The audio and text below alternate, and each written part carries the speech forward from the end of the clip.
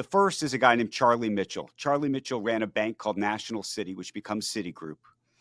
And Charlie, they used to call him Sunshine Charlie. Charlie was as famous probably as Jamie Dimon would be today. I mean, he was on the cover of magazines. It was really also 1920s was the first time actually that business leaders, that the CEOs in finance were actually on the covers of the magazines in the same way that, Babe Ruth or Charles Lindbergh would have been.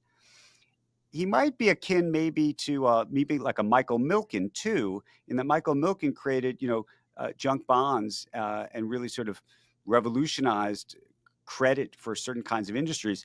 He revolutionized credit in the context of the individual being able to buy shares of stock on margin for the first time. I mean, he really was the sort of man that changed the entire game. All of a sudden, brokerages are emerging inside cities on the corners of streets like Starbucks, and that's happening because he and National City and so many of the other banks start to lend out extraordinary amounts of money. And you could go into a brokerage, put down $1, and they would literally lend you $10.